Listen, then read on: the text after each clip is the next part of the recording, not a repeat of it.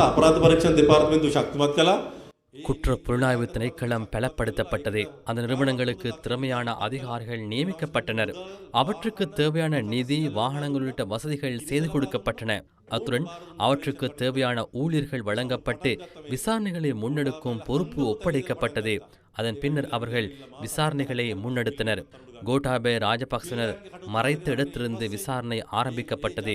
8 அல்லது 10 மாதங்களின் பின்னர் பிள்ளையான் கைது செய்யப்பட்டார். பிள்ளையானிடம் வாக்குமூலம் பெற்று அந்த வலையமைப்பில் உள்ள அனைவரும் கைது செய்யப்பட்டனர்.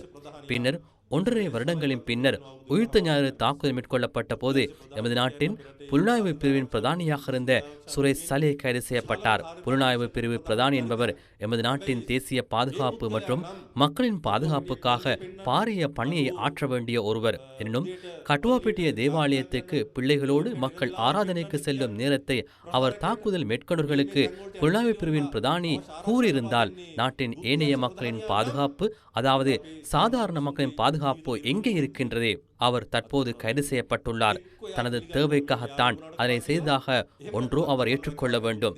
இல்லாவிட்டால் தன்னை பாதுகாத்த அரசியல் நோக்கத்துக்காக, அதாவது ஜனாதிபதி தேர்தலில் வெற்றிக்காக எமது நாட்டின் தேசிய பாதுகாப்பு தொடர்பில் அச்சுறுத்தல் நிலவுவதனால் கோட்டாபய போன்ற ஒருவர் எமது நாட்டில் ஜனாதிபதியாக வேண்டும் என்ற திரைப்படத்தை காண்பிக்கும் நோக்கமாக இருந்தால் ஒன்றோ சுரேஷ் சலே அதனை ஏற்றுக்கொள்ள வேண்டும். 2இல் 1 இடம்பெற்றிருக்க வேண்டும். இதன் மூலம் மேலும் எத்தனை பேரின் பெயர்கள் நாளை அல்லது நாளை மறுதினமாகும் பொழுது வெளிப்படலாம். உயர் பதவியில் இருந்த எத்தனை அரசியல்வாதிகள் கைது செய்யப்படலாம். எனவே நிலக்கரி அல்லது வேறு எதனையாவது பயன்படுத்தி இந்த அரசாங்கத்தை கவிழ்க்க வேண்டிய தேவை அவர்களுக்கு இருக்குமல்லவா? இந்த அரசாங்கம் மேலும் 6 மாதங்கள் ஆட்சியில் இருந்தால் என்ன நடக்கும்? 279 பேரை கொலை செய்வதற்கு அரசியல் நோக்கத்துடன் செயற்பட்ட அனைவரும் சிறைக்கு செல்வார்கள். ரணில் விக்ரமசிங்க தனது மனைவியின் பட்டமளிப்பு விழாவுக்காக 1,66 லட்சம் ரூபாவை செலவு செய்தமை உறுதியாகியுள்ளது. அதுவே உண்மையான கதை. 25,000 ரூபாவுக்கு அதிக பெறுமதியில் அரசு சொத்துக்களை முறையற்ற விதத்தில் பயன்படுத்தியிருந்தால் பிணை வழங்க முடியாது. எனினும் அவர் 1,66 லட்சம் ரூபாவை இவ்வாறு பயன்படுத்தியுள்ளார். எனவே அவர் சிறைக்கு செல்ல மாட்டாரா?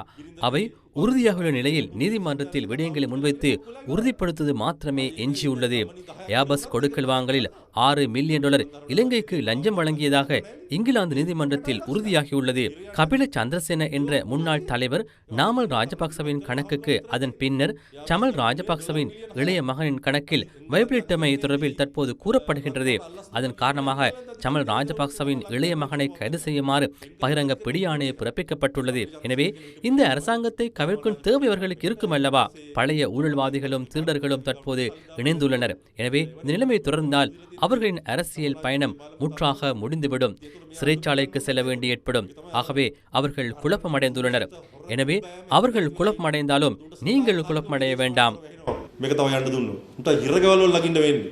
ඒ නිසා උන් කලබල වෙලා තියෙනවා. හැබැයි කලබලය ඕගොල්ලන් කලබලයක් කරගන්න එපා.